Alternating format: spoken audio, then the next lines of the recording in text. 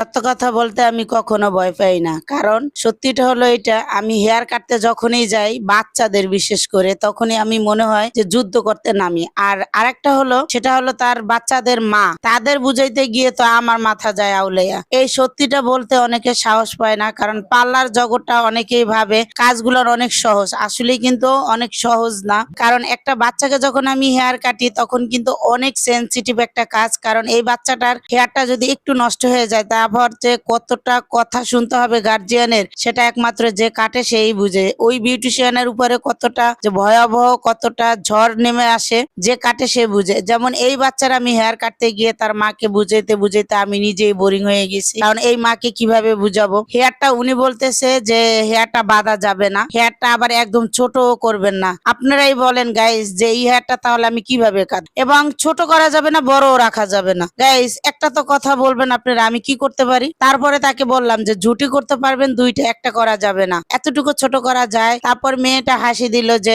কথাটা আন্টি ঠিক বলছে, আমি দুইটা জুটি করব, আমি স্কুলে যাই, আমার একটা জুটি করার দরকার নাই। মেয়েটা বুঝছে, কিন্তু মেয়েটার মা বুঝতে চায় না, জুটি করা যাবে না। পরে মেয়েটা বলল তাহলে তো আমাকে স্কুলে পড়তে দেবে না, সে কিন্তু শহীদানের স্কুলে পড়ে, সে বলতেছে আমাকে জুটি ছাড়া স্কুলে এলাউই করবে না। তারপরে তো আমি ওই ভেবেই কাজ শুরু করলাম। দেখতে পাচ্ছেন আমি কিন্তু হেয়ারটা কাটতেছি, বাট আমি মাথা ঠান্ডা করে সবসময়ের জন্য কাজ করি, বুঝে শুনে কাজটা করতে চেষ্টা করি যে আসলে কি আমি এখনো পারবো কাস্টমারের মন রক্ষা করতে। ওই চিন্তা করেই কিন্তু হেয়ারটা কাটি সব সময়ের জন্য, যে আমি কি কাস্টমারের মন রক্ষা করতে পারবো কিনা, বাচ্চাটার পছন্দ হবে কিনা, গার্জিয়ানের পছন্দ হবে কিনা, সেই ভেবেই কিন্তু কাজটা করি। গাইস আপনারাই বলেন এই বাচ্চাটার হেয়ারটা কাটার পরে কেমন দেখতে হবে, সেটা কিন্তু আপনারা অপেক্ষা করলে দেখতে পাবেন যে হেয়ারটা কেমন হলো।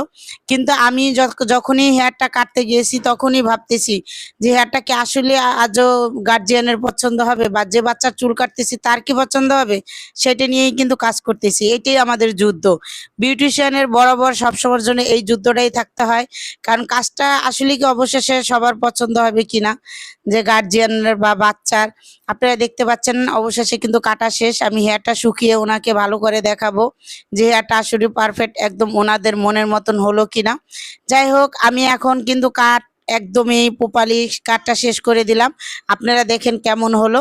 এবং আমি কেটে অবশ্যই কিন্তু আসলেই কিন্তু ভালো লাগছে, কারণ আমি তাদের মন রক্ষা করতে পারছি। অবশেষে কিন্তু তাদের ভালো লাগছে, ওনারা এভাবেই কাটটা চাইছে, তাই আমার কাছে অনেক ভালো লাগছে।